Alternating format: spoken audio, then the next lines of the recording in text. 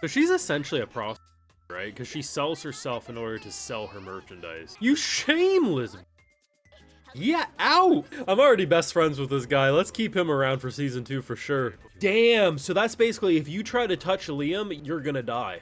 Oh boy, if we don't get a season 2 for this one, I'm gonna be salty, but we're gonna break down the last episode of Intergalactic Empire. If you enjoyed the video, drop a like, share, support, consider subscribe, and stay up to date on all this anime greatness. And yes, of course, Patreon, full live reactions, and other exclusives over there. So, this Isekai was good. It was very good. And to be honest, I feel like we didn't deserve it.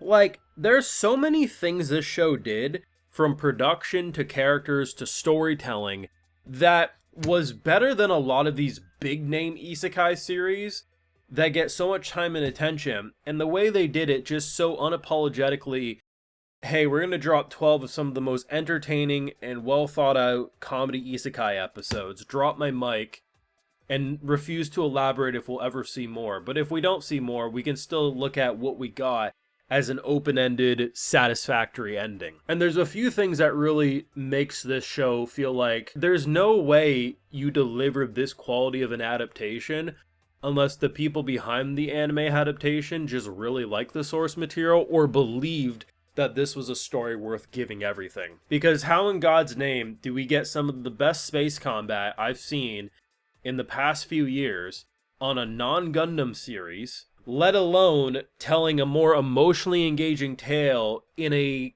Konosuba Eminence and Shadow style story that had no right to be as emotional as it was? Because here's the thing about Isekai. The general trope and gimmick for so long was you'd have these like super loser MCs who are like, now that I'm not a loser in my world, I'm gonna get all the bitches. And they'd be the most despicable characters known to man, and they would take themselves seriously. So they were completely unrootable, unlikable, and just detestable. But then stuff started happening where you'd get the Konosubas, where it's like, okay, the character's that, but it's so comedy focused, you're laughing because nothing goes their way, or like they're kind of taking a piss on it.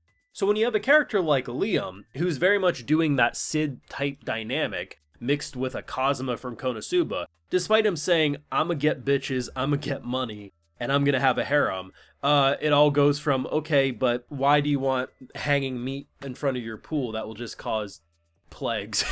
You know, they constantly shit on his ideas, and they made it so comedy focused that as he stumbled into success, as he fell upwards, ultimately at the end of the day, you built him as a character who legitimately improved tens, if not hundreds of thousands of lives, to the point that over the course of 40-50 years from his start point, he has changed a bum-ass world that was going to a raggedy-ass bar to escape the day in and day out hells that they dealt with, to ending this show with them having high-speed rails. Like, we went from literally Mad Max-style worlds to Tron in the span of 40-50 years.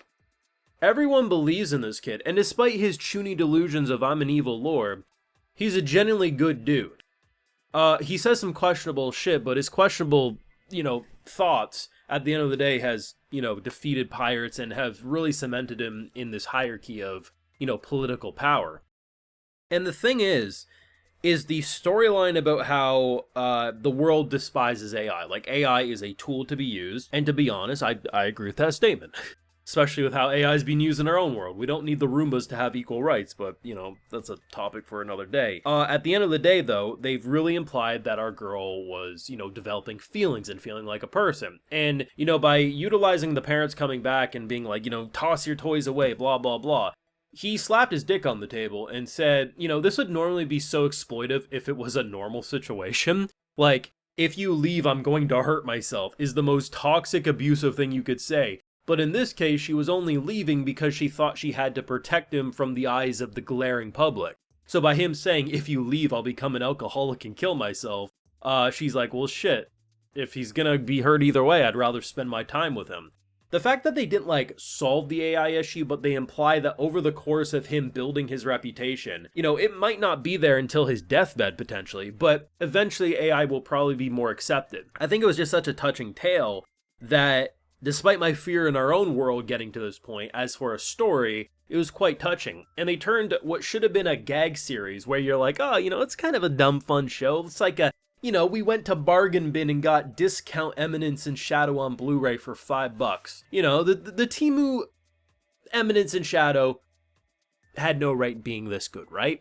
And then quickly they're like, no, we're going to do our own thing. We're going to have incredible space battles. We're going to have emotional storytelling. And most importantly, yes, we're going to have fun-ass comedy. And yeah, truthfully, I don't think it deserved to be this good. Because on surface level, everything that this show wanted to do has been seen before. And at face value, you think, oh, like nothing, the production, team doesn't look like they're going to be cooking too much. And then they cook. They absolutely cooked.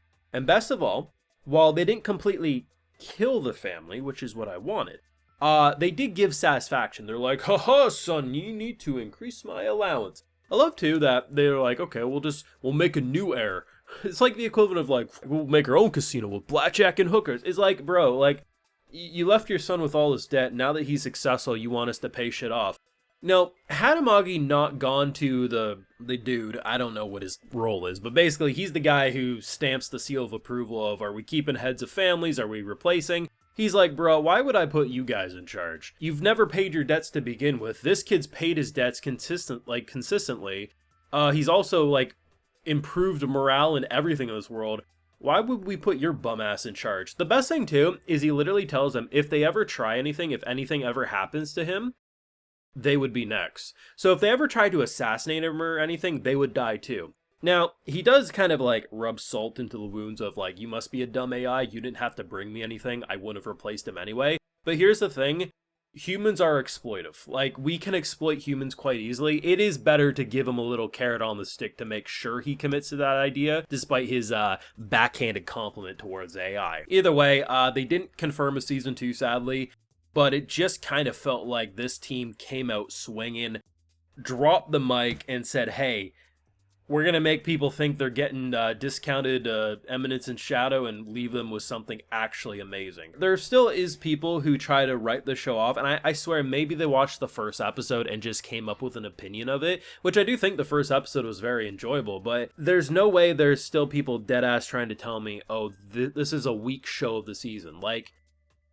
it was well written, funny-ass comedy, amazing space battles, and an honestly heart-touching tale of a kid who lost everything in his first life, got screwed over in his second, and has built what he, because that, I believe that, family is what you make it, not what you're bound to by blood, right? And the idea that you end with him being like, Mr. Guide, sir, I love you, is just hilarious. We didn't deserve this.